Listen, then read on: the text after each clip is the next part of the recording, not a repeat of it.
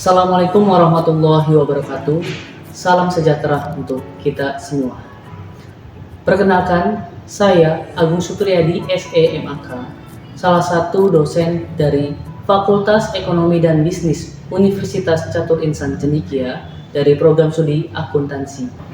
Perkenalkan saya kali ini untuk menjelaskan mata kuliah yang saya ampu, yaitu akuntansi perpajakan, yang masuk ke dalam rumpun mata kuliah Hukum Bisnis dan Perpajakan, dan sebagai lanjutan dari mata kuliah perpajakan yang berfokus pada metode DAA, yaitu Delivery, Interaction, and Assessment.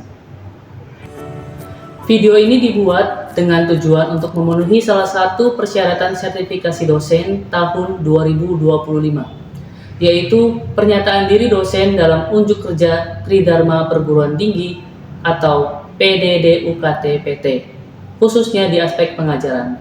Saya akan memulai untuk menjelaskan deskripsi mata kuliah ini pada mata kuliah akuntansi perpajakan. Mata kuliah akuntansi perpajakan adalah mata kuliah lanjutan dari mata kuliah perpajakan bagi seluruh mahasiswa prodi akuntansi semester 4 di Universitas Catur Insan Cendekia. Pada mata kuliah akuntansi perpajakan ini memiliki bobot 3 SKS, yaitu 2 teori dan 1 praktik selama 1 semester. Dalam mata kuliah ini mencakup pembahasan meliputi 1. Kewajiban, pembukuan dan prinsip dasar akuntansi pajak. 2. Akuntansi pajak penghasilan, pemotongan dan pemungutan. 3. Akuntansi PPN dan PPNBM. 4. Akuntansi pajak atas persediaan. 5. Akuntansi pajak atas investasi. 6. Akuntansi pajak atas mata kuliah asing. 7. Akuntansi pajak atas aktiva tetap. 8. Akuntansi pajak atas revaluasi aktiva tetap. 9. Akuntansi pajak atas sewa guna usaha. 10. Akuntansi pajak atas penggabungan peleburan dan pemekaran usaha. 11. Penyusunan rekonsiliasi laporan keuangan. Adapun capaian pembelajaran dari mata kuliah akuntansi perpajakan ini adalah yang pertama, 1. Mahasiswa mampu menunjukkan sikap nasionalisme dan cinta tanah air serta memiliki rasa tanggung jawab terhadap negara dan bangsa dalam melaksanakan kewajiban perpajakan sesuai dengan peraturan perpajakan Indonesia. Yang kedua, mahasiswa mampu menganalisis informasi dan data terkait dengan perpajakan untuk mengambil keputusan yang tepat. Ketiga, mahasiswa menguasai konsep dasar perpajakan dan peraturan perpajakan yang berlaku di Indonesia, serta mampu memahami hubungan antara perpajakan dan hukum bisnis untuk diterapkan pada aktivitas bisnis dan pengambilan keputusan terkait dengan perpajakan. Kemampuan akhir mata kuliah akuntansi perpajakan ini adalah mahasiswa mampu secara mandiri menyusun laporan perpajakan baik wajib pajak individu maupun badan dengan cara menghitung dan melakukan rekonsiliasi perpajakan sesuai perundang-undangan perpajakan yang berlaku di Indonesia. Adapun referensi utama yang digunakan pada mata kuliah akuntansi perpajakan ini adalah yang pertama dari Waluyo 2020 pada bukunya yang berjudul Akuntansi Pajak. Kemudian yang kedua, Sukirno Agus dan Estralita Trisnawati 2019 pada bukunya yang berjudul Akuntansi Perpajakan. Yang ketiga, M. Hidayat 2024 pada bukunya yang berjudul Akuntansi Perpajakan. Dan yang keempat, integrasi hasil penelitian saya yang berjudul Literatur Review Determinasi Kepatuhan Wajib Pajak UMKM melalui DJP Online oleh saya sendiri sebagai penulis pertama dan teman-teman dosen lainnya di penulis kedua dan ketiga serta dibantu oleh mahasiswa. Artikel ilmiah ini diterbitkan di jurnal EBI yang publis tahun 2023 dan masih ada beberapa referensi dari website secara online sebagai referensi pendukung mata kuliah ini. Sistem pembelajaran pada mata kuliah akuntansi perpajakan ini dilakukan secara sinkronis dan asinkronus. Untuk metode pembelajaran secara sinkronus dilaksanakan dengan menerapkan student-centered learning seperti penerapan kuliah interaktif, small group discussion, role play and simulation, cooperative learning, project-based learning, problem-based learning and inquiry. Pembelajaran mata kuliah akuntansi perpajakan ini dilakukan sebanyak 16 pertemuan, di mana 7 pertemuan pertama sebelum UTS dan 7 pertemuan berikutnya sebelum UAS. Metode yang digunakan tergantung dari materi pada tiap pertemuan. Misalnya, pada pekan sebelum UTS menggunakan kuliah interaktif, small group discussion, role play and simulation, cooperation learning. Sedangkan setelah UTS, mahasiswa menggunakan collaborative learning, kuliah interaktif, project-based learning, dan problem-based learning and inquiry. Bentuk perkuliahan secara sinkronus dilakukan melalui tatap muka di ruang kelas ataupun dilakukan di rumah menggunakan Zoom Meeting dan atau Google Meet. Sedangkan metode pembelajaran secara asinkronus dilakukan untuk memfasilitasi forum diskusi antara dosen dan mahasiswa melalui WA Group dan LMS UCIC. LMS Universitas Catur Insan Cendekia ini dapat digunakan untuk mengupload dokumen penugasan secara mandiri maupun berkelompok. Evaluasi pembelajaran mata kuliah akuntansi perpajakan didapatkan dari kehadiran, partisipasi atau keaktifan, penugasan mandiri dan berkelompok, UTS dan UAS. Pemungutan setiap evaluasi mata kuliah akuntansi perpajakan diantaranya kehadiran 10%, partisipasi dan keaktifan 15%, penugasan mandiri dan berkelompok 25%, UTS 20%, dan UAS 30%, dengan total evaluasi pembelajaran sebanyak 100%. Demikian informasi yang dapat saya sampaikan mengenai mata kuliah akuntansi perpajakan. Berikut merupakan cuplikan dari proses pembelajaran secara sinkronus secara tatap muka di ruang kelas. Selamat menyaksikan. Oke, assalamualaikum warahmatullahi wabarakatuh. Waalaikumsalam warahmatullahi wabarakatuh. Selamat pagi teman-teman. Pagi, Pak. Gimana keadaannya, sehat? Alhamdulillah. Baik teman-teman, pada pertemuan 3 kali ini gitu ya, kita akan membahas mengenai akuntansi PPH Output ya. Sebelum kita memulai perkuliahan, silakan absen terlebih dahulu ya. Untuk keywordnya sudah ada di sini, silakan. Oke, baik teman-teman, sudah absen semuanya? Oke, baik. Sebelum memulai perkuliahan seperti biasa ya teman-teman, marilah kita berdoa terlebih dahulu. Semoga apa yang kita pelajari hari ini mendapatkan ilmu, manfaat, serta keberkahan untuk kita semua. Berdoa dimulai. Kita kan minggu lalu udah mempelajari ya terkait KUP atau ketentuan perpajakan ya, perbedaan antara akuntansi komersial ya, akuntansi komersial dan akuntansi perpajakan itu sendiri gitu ya. Nah, sekarang kita pada pertemuan kali ini membahas mengenai akuntansi PPH Output. Ya, teman-teman sebelumnya ada yang tahu apa itu PPH Output? Silakan ya. PPH Output Bisa. itu potongan pajak yang dipotong langsung oleh pemberi kerja atau penerima jasa. Sedangkan pemungutan itu pajak yang dipungut oleh pihak ketiga kemudian disetorkan kepada NJP. Betul. Jadi kata kuncinya adalah apa? Pihak ketiga gitu ya. Jadi bukan kita sendiri yang membayarkan pajaknya, tapi ada orang lain gitu ya. Baik itu dari pemotong ataupun pemungut gitu ya. Seperti itu. Nah, untuk pertemuan ketiga kali ini ya, kita akan mendapatkan capaian pembelajaran teman-teman ya. Ada 3. Nanti teman-teman akan memahami konsep dasar ya PPH yang bersifat pemotongan dan pemungutan ya, sesuai dengan ketentuan perpajakan yang berlaku.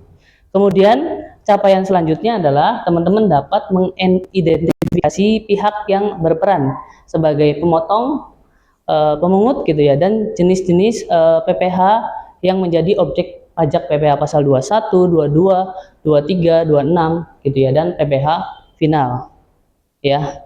Kemudian capaian yang ketiga adalah teman-teman mampu mencatat transaksi ya, pemotongan dan pemungutan PPh ke dalam jurnal akuntansi gitu ya. Jadi bagaimana sih cara menjurnalnya gitu ya ketika ada PPh output ini seperti itu.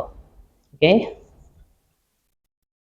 Nah, dari pengertiannya sendiri, PPh pemotongan dan pemungutan itu dibagi dua ya. Jadi pemotongan itu menunjukkan pada objek ya, objek yang dikenakan pemotongan gitu ya. Biasanya ini ada PPh pasal 21 gitu ya. Kemudian yang kedua adalah mengurangi kas yang diterima penerima penghasilan. Nah, ketika yang PPh pasal 21 itu kan teman-teman dapat gaji gitu ya. Nah, bukan teman-teman yang membayarnya gitu ya, membayar pajak PPh pasal 21, akan tetapi pihak ketiga yaitu perusahaan gitu ya, perusahaan yang memotong dari gaji teman-teman gitu ya. Kemudian pemungutan. Pemungutan itu menunjukkan pada potensi yang terkandung dalam transaksi tersebut. Nah, biasanya di sini adalah PPh pasal 22 gitu ya, terkait bendaharawan pemerintah seperti itu. Kemudian dapat menambah pembayaran bagi pihak-pihak yang bertransaksi.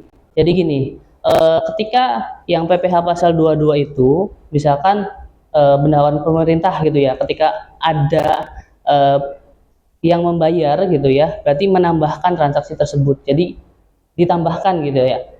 Jumlahnya misalkan 10 juta, ada PPh pasal 22, jadi tambah gitu ya. Gitu.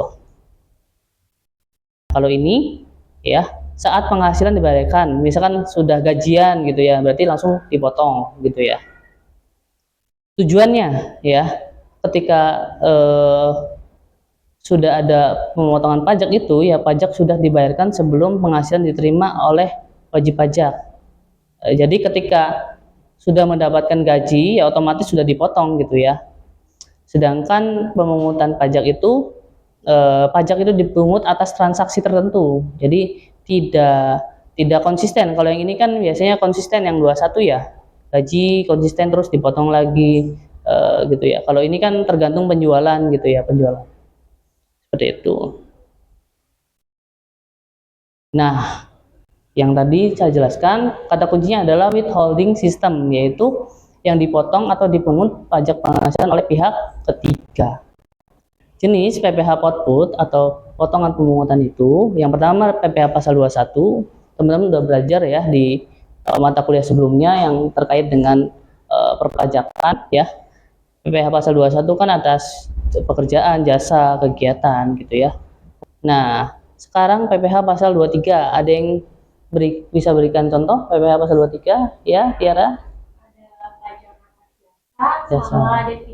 Dividen, ya betul ya. Ada lagi satu lagi, deposito gitu ya. Oke, selanjutnya PPh pasal 26 ini sama aja sama PPh pasal 21 ya. Kalau 21 itu dalam negeri, kalau 26 itu luar negeri.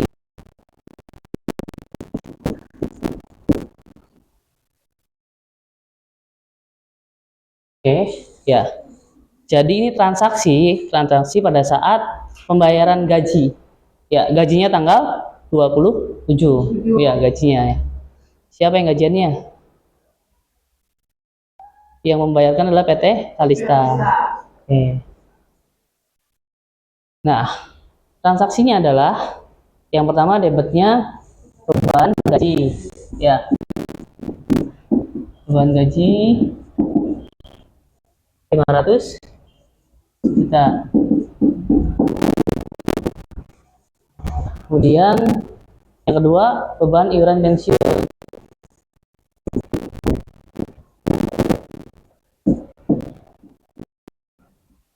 berapa?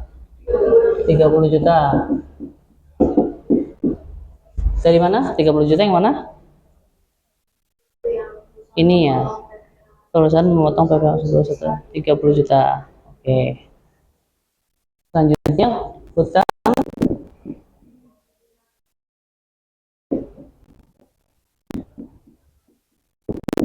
berapa? 20 juta. Ya, angkanya dari mana kira-kira 20 juta tuh? Di sini nggak ada angka 20 juta ya? 500, 30, 10, 10. Betul. Jadi, ini kan ada beban ya. Yang ini nih. Beban iuran pensiun 10 juta. Ya. Tapi di sini adalah 10 juta plus 10 juta gitu ya. Nah, berarti hutang perusahaan adalah sebesar 20 juta gitu ya. Kasnya berarti tinggal sisanya ya, 460 gitu ya. Jadi yang dibayarkan perusahaan hanya sebesar 10 juta. 10 jutanya dibayarin siapa? Karyawannya sendiri gitu ya. Kan dibagi dua gitu ya. 10 juta gitu ya buat beban perusahaan, tapi 10 juta lagi adalah dibayar oleh karyawan itu sendiri gitu ya. Seperti itu. Paham ya? Gitu. Kenapa bisa 20 juta gitu ya. Oke, selanjutnya ini kan gajiannya nih tanggal 27 ya kan, 27 bulan Januari 24. Kemudian biasanya itu ya PPh di sini kan ada hutang ya, hutangnya kan 30 juta ya, PPh pasal 21. Jadi PPh 21 masa ya, tanggal atau bulan Januari itu akan dibayarkan kapan? Maksimal tanggal 10 bulan berikutnya ya. Ya, berarti PPh pasal 21 ini ya itu bebannya karyawan atau PT Kalista perusahaan.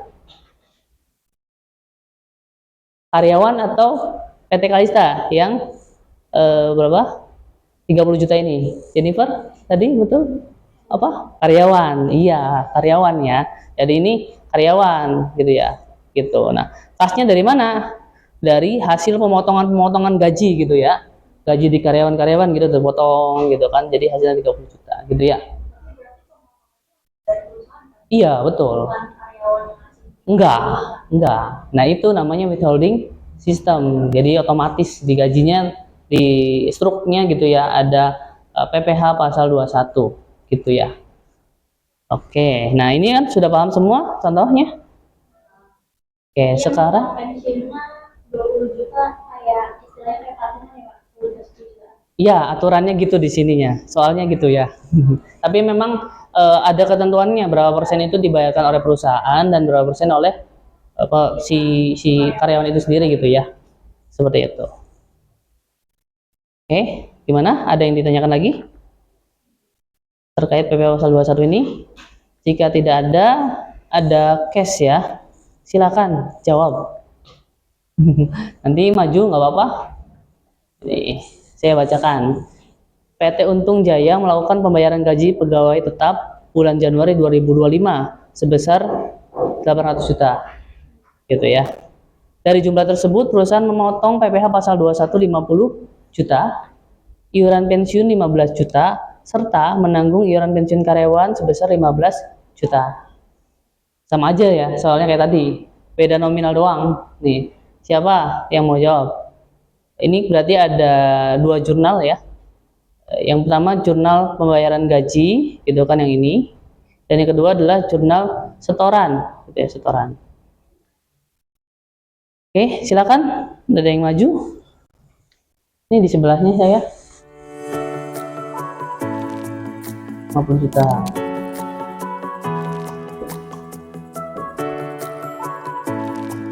Tentang iuran pensiun. Berapa jadinya? Berapa? 30 juta ya. Kasnya berarti tinggal dikurangin aja tuh ini. 815 juta dikurangin 50 kurangin 30 berapa? Coba teman-teman bantu. Berapa? 735. Wow. Tip gitu ya. Nah, ini pada saat jurnal pada saat pembayaran gaji ya, ada pemotongan PPh pasal 21 gitu ya. Tanggal berapa? Tanggal 27 aja gajiannya misalkan ya. Oke, gitu ya. Kemudian makasih Mam. Sip. Oke.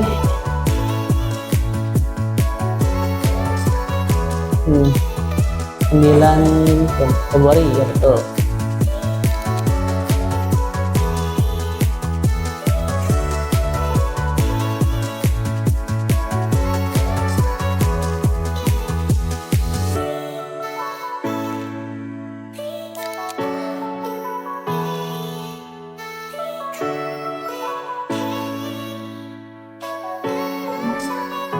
Berapa?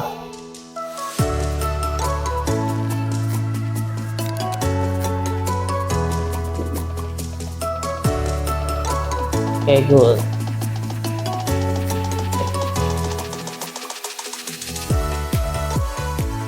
Oke, baik teman-teman. Tadi kan kita sudah studi kasus ya dari PPh pasal 21, kemudian 22 ya, 23 sampai dengan PPh final pasal 4 ayat 2 gitu ya. Oke. Nah, kesimpulannya untuk materi ya PPh output ini apa aja? Ada yang tahu? Oh ya, gimana ya Umam? Kesimpulannya PPh output itu terdiri dari PPh 21, PPh 22, PPh 23, dan PPh final. Kemudian menggunakan metode withholding system. Holding system ya, pihak ketiga, betul ya. Kemudian apalagi kesimpulan selanjutnya? Ya, Jennifer.